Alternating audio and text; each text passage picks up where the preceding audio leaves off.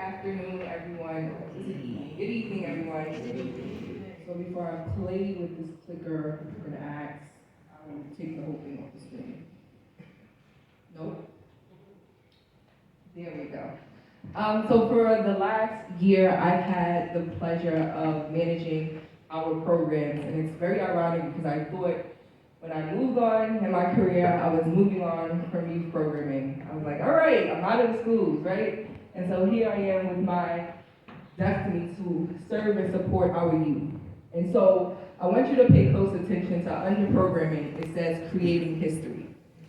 For this year, 2021, the God Squad has done exactly that. And through our programs, we have created history by impacting so many youth. And when we impact these youth, we impact their families. And so I'm gonna go through the multiple programs that we have operated through this year, and so that you can get a sense of what we do, how we serve, how much fun we have, and the skills and the tools and the resources that our young people are taking away from these programs. They're forever family. They graduate, they don't leave. And so our first program is one that may be familiar to a lot of you guys, and that's our Flatbush Leadership Academy. Our Flatbush Leadership Academy serves young people ages 16 to 24. We originally said we're in Brooklyn, and we are proud to say we have expanded throughout New York City. We have launched our first female cohort. Please give it up for these young ladies. The very first female cohort. Although Flatbush Leadership Academy was started as a young men's program, we saw the need, and I believe Pastor Monroe mentioned it before, and speaking of the engagement after the death of Kamani Gray, of these young ladies outside, on the street, engaged. And sometimes we forget that we must engage our young women as well.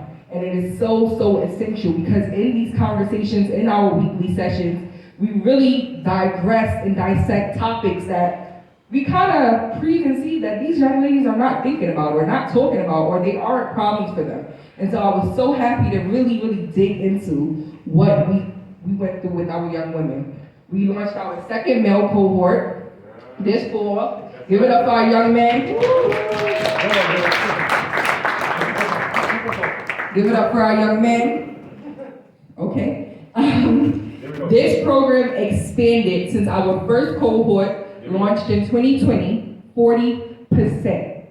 That means we went from supporting a little bit over 25 participants to 50 participants, right? And so we are proud to say we are able to expand. We talked about how much money we receive, and so here goes that money to be able to serve, support, and expand programming for our young people. So you guys can clap for that. I heard it. You can clap for that. Overall, we had 184 applicants into our Flatbush Leadership Academy. That's 184 young men, young women throughout New York City within the last year. There we go. In addition, we had our Summer Youth Employment Program, and so we are definitely aware of SYEP for these young people. And so we started off in July 12th with our city program.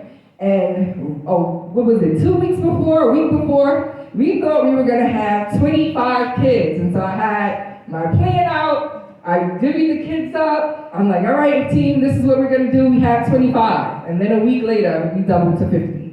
And I said, okay, we're gonna have double in size, we got a double in plan, and we were prepared to work with our young people. And so the city program was an 8-week program. We had partnered with a couple of different organizations that you'll see here, but we are proud to say that we later, as Pastor Monroe mentioned, acquired the state partnership, which was a 4-week program to support another 50 young people. So that's 100 young people this summer just through summer employment program. Now from our SYEP, came out our Youth Employment Program system, and that's what we call YEPS. And so for the next 24 weeks, starting back in October, we will be able to support another 25 young people throughout our program. Am I touching something? You're saying something? You're talking true. Go ahead. Okay. So this is a 24-week program. We are in this week is week 11, and it extends all the way throughout April. And then our next program, I hope everyone has seen communications. I hope we're flooding your emails, we're flooding your text messages, you're sending your social media accounts. We are launching our Single Parents University. Right? And so I mentioned before, when we serve our youth, we serve our families. And so this program will be able to support, and our target population is single parents and guardians. That's moms, dads, grandparents, aunts, uncles, who are single parents and supporting our young people. And so we're taking it back to school, y'all. I always say personally, there is no manual to parenting. We have no manual, we have no rule book. We are just trying our best. And so here at Single Parents University, we're here to support you with our own support version of a manual, right? Through peer-to-peer, parent-to-parent interaction. And so as a parent, something might work for you and I might need help with it, right? I might need that support. I need to know how to manage my personal life as well as be a parent. I need to learn how to manage my finances, or maybe figure out how am I bonding with my moody teenager. How do I work out childcare and I get off at 6 and the daycare closes at 6?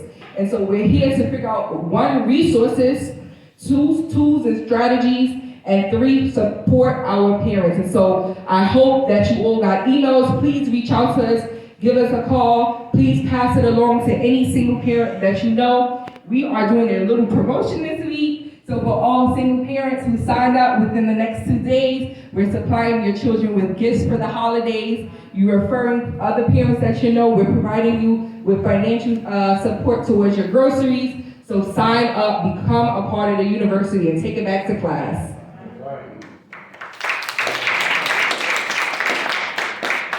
So by the numbers, our Flatbush Leadership Academy. And even before I get into that, I would be remiss if I don't mention my 2 wings, my 2 support agents, the 2 people I cannot run program without, and that is Miss Nadine Sylvester, who represents the Rosie Foundation, and Morgan Kransky, and these are my partners in everything, even without FLA. They're my partners in all programming. And so I mentioned we launched our first female cohort. We enrolled 34 young women into our program. 34, and our program is a 12-week program. We started out with our young women, we actually started in person at NYPD Community Center. Community Center over on Pennsylvania Avenue. And so we provided access and exposure for these young people. They have a basketball gym, they have DJing, they have coding programs, they have so much in that building, dance programs. And so the young people were able to have our sessions and then have exposure options to other resources within that facility. We graduated 12 young women out of that program. And so over the 12 weeks, we were able to graduate 12 young women. As I mentioned, 16 to 24, and so some students were high school students, high school seniors, college, but we had 1 college graduate, and the rest were juniors and sophomores. We had 100% of our high school seniors, we had 100% graduation rate. 100% of our high school seniors. All graduates were admitted into college and are now college freshmen. So let's talk about it. From there, 90% of our participants found employment after graduating. So we talk about getting jobs, our young people are being employed, learning skills, racking the money up, right?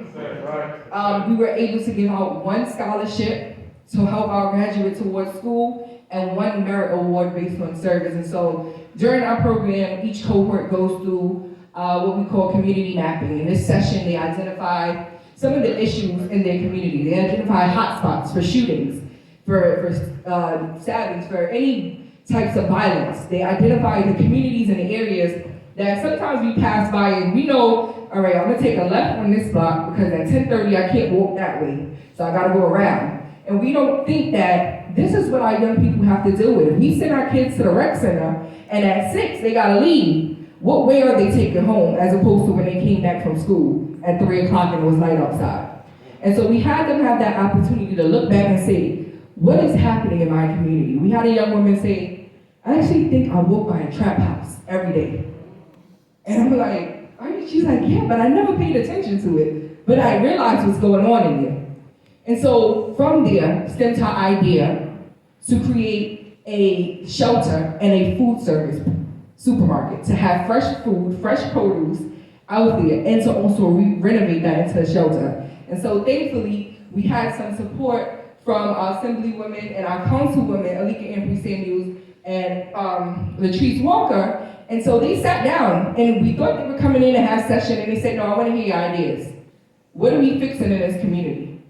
And so to have persons come in and listen to them, to have the ability to express themselves, things that they don't get to do in school, things that the schools are not telling them about, they're not sharing. If they're going to the guidance counselor, do they have the trust?